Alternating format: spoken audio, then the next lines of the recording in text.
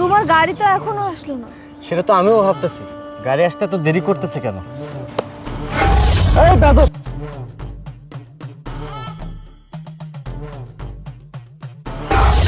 কি ব্যাপার, আমার স্ত্রীর পাশে এই ছেলেটিকে? যদি সত্যি জানতে চান তাহলে আপনার স্ত্রীর পিছু নিন। মানে আচ্ছা বৃষ্টি, আমি অফিসে চলে যাওয়ার পর তোমার কোথাও ঘুরতে যাওয়ার প্ল্যান আছে নাকি? কই না তো। ও আচ্ছা, ঠিক আছে। আচ্ছা শোনো না, আমার একটা কল আসছে, তুমি 1 মিনিট একটু দাঁড়াও। আচ্ছা ঠিক আছে। আচ্ছা।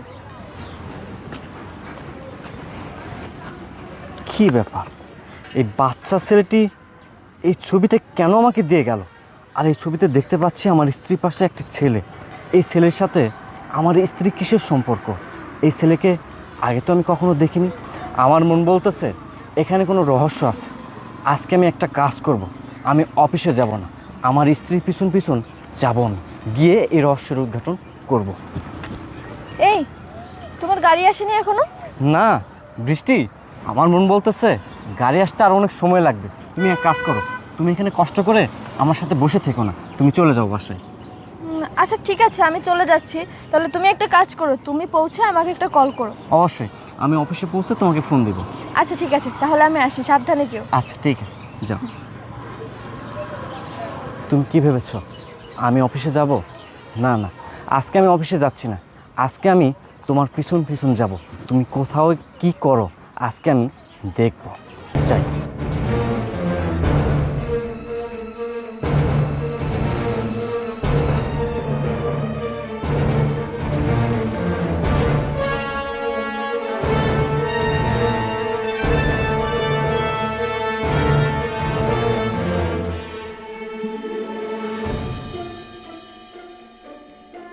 কি ব্যাপার, এটা তো আমার বাসার রাস্তা না। তাহলে আমার স্ত্রী যাচ্ছে কোথায়? তার মানে ওই বাচ্চা ছেলেটি আমাকে যা বলেছিল সব সঠিক। দেখি তো সামনে কি হয়।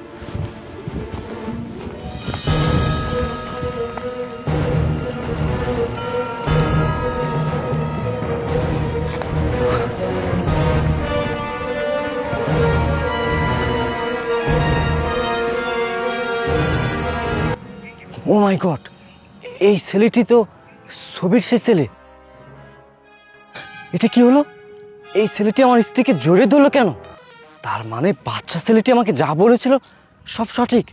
আমার স্ত্রী দিনের পর দিন পরকিয়া করে বেড়াচ্ছে। না না বৃষ্টি, তুমি কি মনে করেছো আমি কিচ্ছু জানতে পারবো না, ধরতে পারবো না? সব কিছুর একটা শেষ আছে বৃষ্টি। আজকে আমি এর শেষ দেখে ছাড়বো। যাই।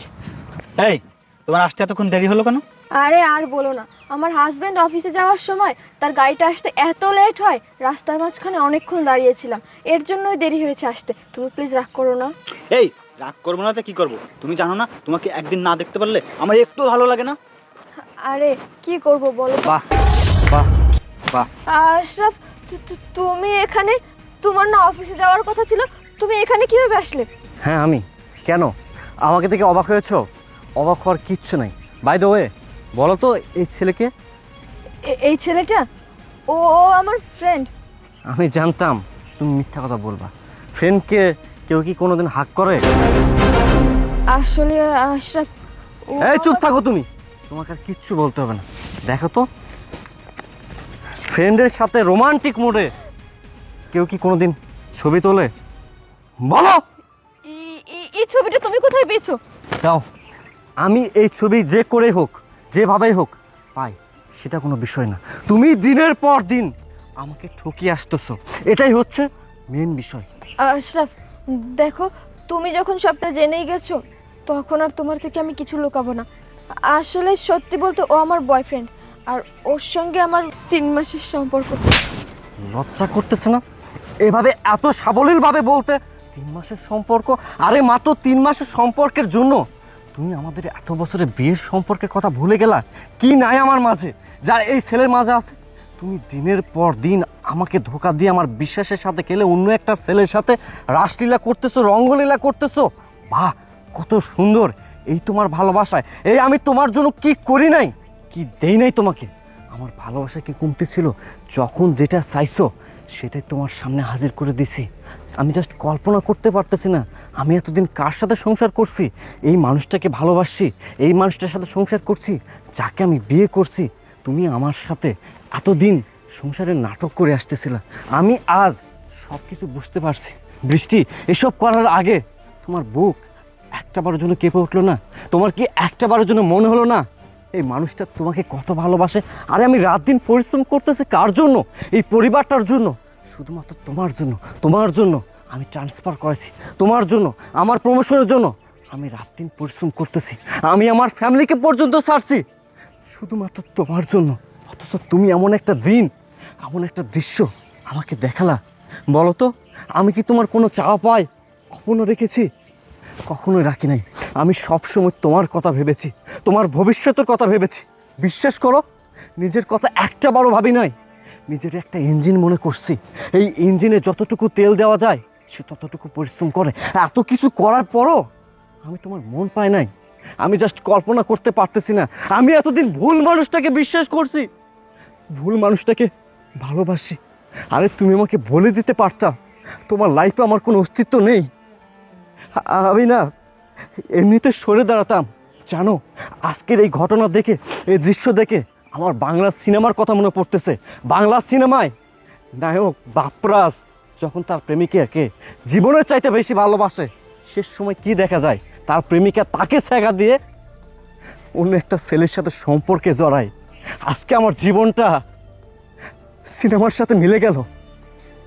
আমি এটা তোমার কাছে আশা করি না বৃষ্টি, বিশ্বাস করো, আমি তোমার কাছে এটা আশা করি নাই। তুমি যদি আমাকে একটাবার বলতা, আমি কসম করে বলতেছি আমি তোমার লাইফ থেকে সরে দাঁড়াতাম। কারণ আমি তোমাকে ভালোবাসি, বড্ড ভালোবাসি। আর এই ছেলে, তোমাকে অনেক ধন্যবাদ আজকের এই দিনটি দেখানোর জন্য।